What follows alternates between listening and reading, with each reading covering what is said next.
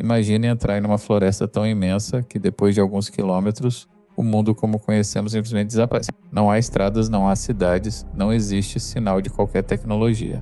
Apenas rios, árvores gigantes e um silêncio interrompido pelo som dos animais. Foi exatamente para esse cenário que o explorador britânico Percy Harrison Fawcett caminhou em 1925. Ele acreditava que estava prestes a encontrar uma antiga cidade escondida no interior do Brasil. Mas em vez de voltar com uma descoberta histórica, desapareceu sem deixar uma única resposta definitiva. Até hoje, quase um século depois. Seu destino continua sendo um dos maiores mistérios da exploração da Amazônia. O desaparecimento de Fawcett inspirou livros, documentários e inúmeras teorias. Algumas afirmam que ele foi morto por indígenas. Outras dizem que morreu de doença ou fome. Há ainda histórias que falam sobre cidades secretas e acontecimentos sobrenaturais. Mas quando deixamos as lendas de lado e analisamos os documentos da época, as cartas escritas pelo próprio explorador e as pesquisas arqueológicas mais recentes, a história se torna ainda mais interessante, porque existe uma pergunta que continua intrigando historiadores e arqueólogos. E se Percy Fawcett não estivesse completamente errado? Durante muito tempo, acreditou-se que a Amazônia nunca poderia ter abrigado grandes populações antes da chegada dos europeus. A floresta era vista como um ambiente incapaz de sustentar cidades importantes. Essa ideia dominou boa parte da arqueologia durante décadas. Mas nos últimos anos, descobertas feitas no Brasil começaram a mudar completamente essa visão. Geoglifos gigantes revelados após o desmatamento controlado, áreas de terra preta produzidas por antigas populações, vestígios de aldeias interligadas por estradas e pesquisas, utilizando tecnologia LiDAR, mostraram que a Amazônia era muito mais ocupada e organizada do que se imaginava. Essas descobertas não provam que a famosa Cidade Z existiu exatamente como Fawcett imaginava, mas mostram que sua principal ideia, a de que havia sociedades complexas vivendo na Amazônia antes da colonização, estava muito mais próxima da realidade do que muitos especialistas de sua época estavam dispostos a admitir. Essa é justamente a razão pela qual sua história continua fascinando tantas pessoas. Ela não fala apenas sobre um homem desaparecido. Fala sobre como uma hipótese considerada impossível pode voltar a ser discutida décadas depois graças às evidências produzidas pela própria ciência. Nesta investigação, vamos acompanhar a trajetória de Percy Fawcett desde suas primeiras expedições pela América do Sul até sua última viagem ao interior do Brasil. Vamos entender quais documentos influenciaram sua busca, quais pistas realmente existiam, o que aconteceu durante a expedição de 1925. E como as descobertas arqueológicas recentes mudaram nossa compreensão sobre esse mistério. No fim da história, talvez a pergunta mais importante não seja onde está Percy Fawcett, mas sim outra. O que exatamente ele acreditava que encontraria escondido na floresta? Se você gosta de descobrir os grandes mistérios da arqueologia brasileira, já se inscreva no Vestígios Perdidos e deixe seu like. Isso ajuda o canal a continuar pesquisando documentos históricos, estudos científicos e expedições reais para trazer histórias como esta, sempre separando fatos das lendas. Durante anos, muitos imaginaram que Percy Fawcett era apenas um aventureiro perseguindo uma fantasia. Mas antes mesmo de sonhar com a Cidade Z, ele já era considerado um dos exploradores mais respeitados de sua geração. E foi justamente uma série de viagens pela América do Sul que plantou a ideia que mudaria sua vida para sempre. Quando Percy Harrison Fawcett começou a explorar a América do Sul, ele não estava procurando cidades perdidas. Sua missão era muito mais prática: ajudar a definir fronteiras entre países que ainda possuíam grandes áreas pouco conhecidas. No início do ano 1901, regiões da Bolívia, do Peru e do Brasil ainda eram cobertas por extensas áreas de floresta, onde os mapas existentes continham enormes espaços em branco. Foi nesse contexto que a Royal Geographical Society, uma das instituições científicas mais respeitadas do mundo na época, passou a confiar em Fawcett para liderar expedições de reconhecimento. Seu trabalho consistia em medir rios, registrar montanhas, localizar pontos geográficos e produzir mapas muito mais precisos. Essas viagens exigiam muito mais do que conhecimento técnico. A Amazônia apresentava desafios constantes. O calor intenso, a umidade, as doenças tropicais, os insetos, os rios imprevisíveis e a dificuldade para conseguir alimentos tornavam cada expedição uma verdadeira prova de resistência. Muitos exploradores voltavam antes do previsto ou sequer conseguiam completar suas missões. Fawcett, porém, desenvolveu uma característica que chamava a atenção de quem trabalhava com ele: a capacidade de adaptação. Em vez de enfrentar a floresta como um inimigo, procurava entender seu funcionamento. Aprendeu técnicas de sobrevivência, observava cuidadosamente o comportamento dos animais e valorizava o conhecimento dos povos indígenas sobre o território. Em suas anotações, é possível perceber que ele via essas comunidades como fundamentais para compreender regiões onde os mapas pouco ajudavam. Isso não significa que todas as relações fossem tranquilas. Como ocorria com praticamente todas as expedições daquele período, havia momentos de tensão e desconfiança entre exploradores e diferentes grupos indígenas. Ainda assim, Fawcett costumava defender que o respeito era muito mais eficaz do que a violência, uma postura relativamente incomum entre muitos viajantes de sua época. Ao longo dos anos, ele percorreu milhares de quilômetros pela América do Sul, e quanto mais avançava por áreas remotas, mais percebia algo curioso. Em diferentes regiões, surgiam relatos muito parecidos. Moradores locais mencionavam antigas construções escondidas pela mata. Alguns falavam de caminhos antigos, outros contavam histórias sobre grandes povoados abandonados havia muito tempo. Para muitos exploradores europeus, esses relatos eram apenas lendas repetidas de geração em geração. Fawcett preferiu não descartá-los imediatamente. Além dos relatos orais, ele também estudava documentos históricos produzidos desde o período colonial. Crônicas de viajantes espanhóis e portugueses descreviam populações numerosas vivendo em partes da Amazônia. Um dos relatos mais conhecidos era o de Francisco de Orellana, que percorreu o rio Amazonas no século XVI e descreveu aldeias distribuídas ao longo das margens durante muito tempo. Muitos historiadores consideraram esses relatos exagerados. Acreditava-se que Orellana havia interpretado mal o que viu ou até aumentado suas descrições. Mas Fawcett enxergava uma possibilidade diferente. E se aqueles cronistas realmente tivessem encontrado sociedades muito maiores do que se imaginava? Outra fonte que despertou seu interesse foi o famoso Manuscrito 512, um documento preservado na Biblioteca Nacional do Brasil. Escrito no ano 1701 por integrantes de uma expedição portuguesa, o texto descreve a descoberta de ruínas de uma cidade construída em pedra no interior da Bahia. O documento menciona ruas, arcos, esculturas e inscrições cujo significado nunca foi esclarecido. É importante destacar que o manuscrito existe e pode ser consultado por pesquisadores. O que nunca foi confirmado é a localização das ruínas descritas nele. Até hoje, nenhuma expedição conseguiu comprovar a existência daquela cidade exatamente como foi registrada no documento. Mesmo assim, para Fawcett, o manuscrito representava algo valioso, uma pista histórica que merecia ser investigada e não simplesmente ignorada. Pouco a pouco, todas essas informações começaram a formar um quebra-cabeça em sua mente. Relatos indígenas, documentos coloniais e anos de observação da floresta pareciam apontar para uma mesma direção. Talvez existisse uma história da Amazônia que ainda não havia sido contada. E foi nesse momento que Percy Fawcett deixou de ser apenas um cartógrafo. Ele passou a perseguir uma ideia que mudaria completamente sua vida: encontrar evidências de uma antiga civilização escondida sob a floresta. Mas essa busca precisava de um nome. E foi então que nasceu a expressão que atravessaria gerações e alimentaria um dos maiores mistérios da arqueologia: Cidade Z. Mas afinal, o que era a Cidade Z? Fawcett nunca revelou sua localização exata nem descreveu como imaginava essa civilização. Mesmo assim, seus cadernos mostram que ele tinha um plano muito bem definido e acreditava estar mais perto do objetivo do que qualquer outro explorador de sua época. Percy Fawcett nunca publicou um mapa marcando exatamente onde acreditava estar a Cidade Z. Também nunca afirmou que havia encontrado suas ruínas. O que ele deixou foram anotações, cartas e relatos que revelam uma convicção crescente. Existiam fortes indícios de que antigas sociedades complexas haviam ocupado partes da Amazônia muito antes da chegada dos europeus. Para entender essa ideia, é importante lembrar como a arqueologia enxergava a região no início do século XV.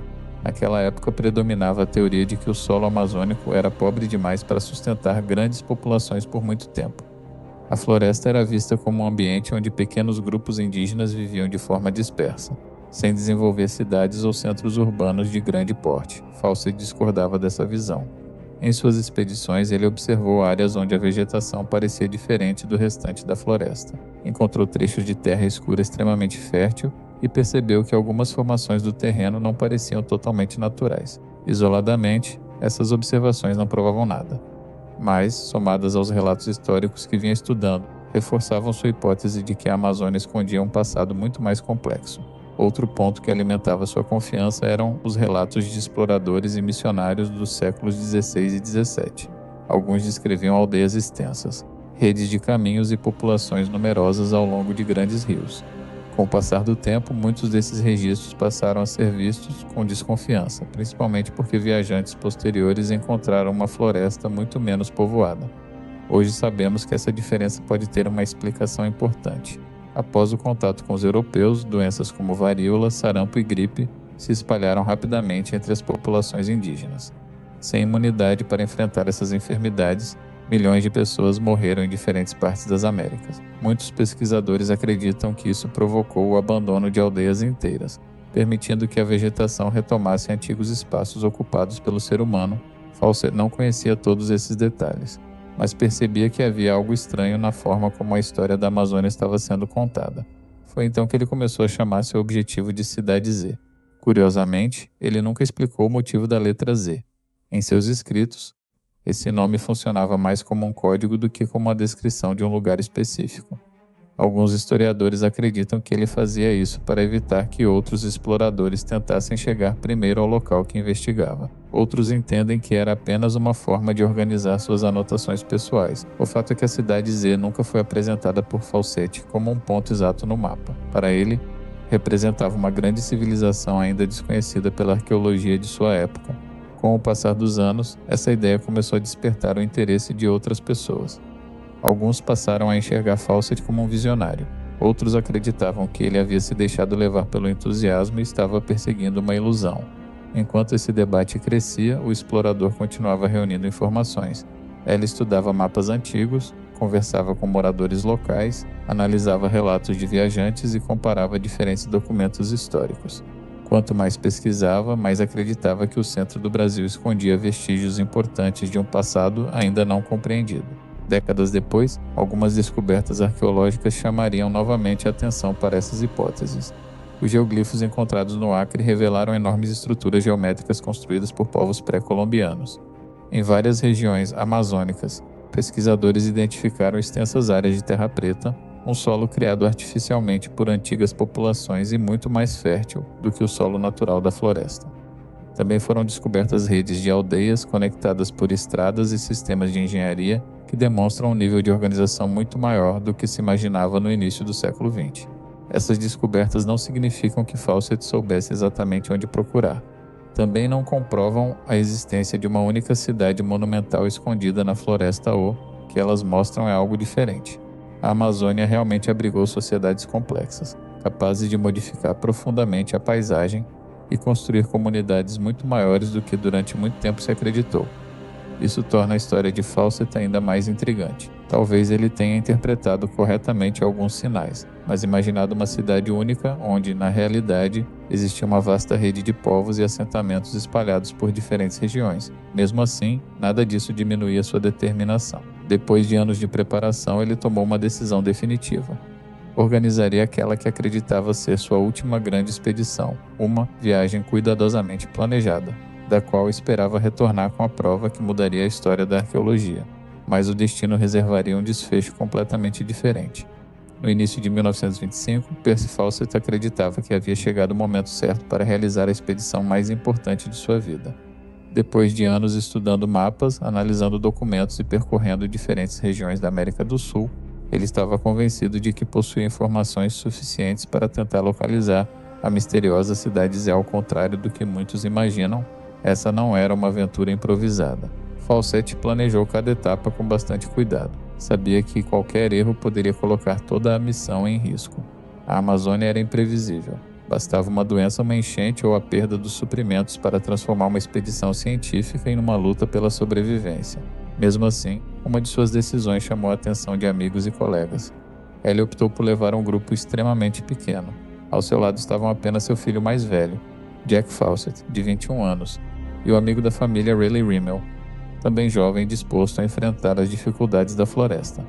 A escolha parecia estranha para muitos exploradores da época, que normalmente viajavam acompanhados por equipes maiores, carregadores e guias. Fawcett tinha seus motivos. Em cartas e relatos, ele demonstrava acreditar que grupos grandes chamavam mais atenção, consumiam mais alimentos e aumentavam o risco de conflitos durante a viagem. Uma equipe reduzida poderia se deslocar com mais rapidez e discrição, além de depender de menos recursos. Antes da partida, ele também tomou outra decisão curiosa. Pediu que ninguém organizasse uma missão de resgate caso demorasse a voltar. Essa recomendação aparece em sua última carta conhecida para a esposa, Nina. Fawcett escreveu que não queria ver outras pessoas arriscando a própria vida tentando encontrá-lo caso algo desse errado. Hoje, essa carta é considerada um dos documentos mais importantes para entender seus últimos dias. Ela mostra um homem confiante, otimista e convencido de que estava preparado para enfrentar os desafios da viagem. Em nenhum momento há sinais de medo ou de que imaginasse um desfecho trágico. A expedição partiu do estado de Mato Grosso, seguindo em direção à região do Alto Xingu, uma área que na época ainda era muito pouco conhecida pelos exploradores europeus. Durante o percurso inicial, Fawcett manteve contato com pessoas que viviam na região e registrou o avanço da viagem. Em 20 de maio de 1925, chegou ao chamado Dead Horse Camp, ou acampamento do cavalo morto. O nome fazia referência a uma expedição anterior, quando um de seus cavalos precisou ser sacrificado naquele mesmo local. Foi dali que escreveu sua última mensagem confirmada, na carta enviada à esposa, descreveu o bom andamento da missão e informou que seguiria adiante em direção ao interior da floresta. Também reforçou que todos estavam bem e demonstravam entusiasmo com a continuidade da viagem. Depois disso, nenhuma outra carta foi encontrada. Nenhum diário foi recuperado, nenhum objeto foi localizado de forma conclusiva.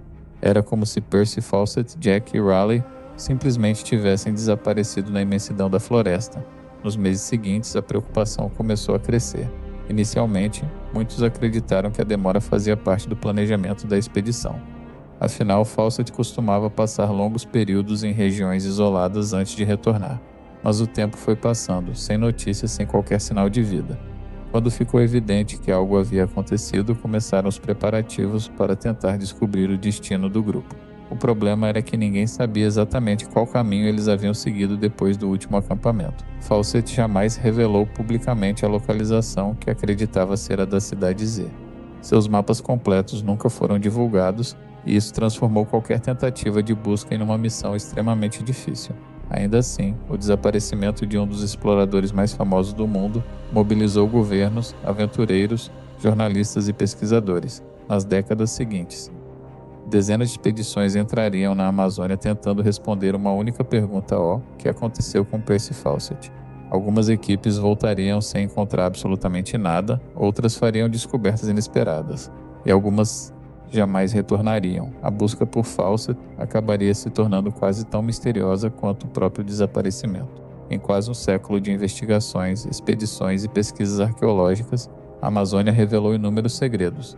Descobrimos que antigas populações modificaram a floresta de maneiras antes consideradas impossíveis. Encontramos geoglifos monumentais, extensas áreas de terra preta, redes de aldeias conectadas por caminhos e evidências de sociedades muito mais organizadas do que a arqueologia imaginava no início do século XX.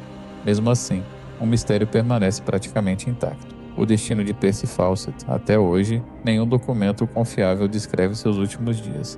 Nenhum diário foi recuperado, nenhum acampamento foi identificado com certeza.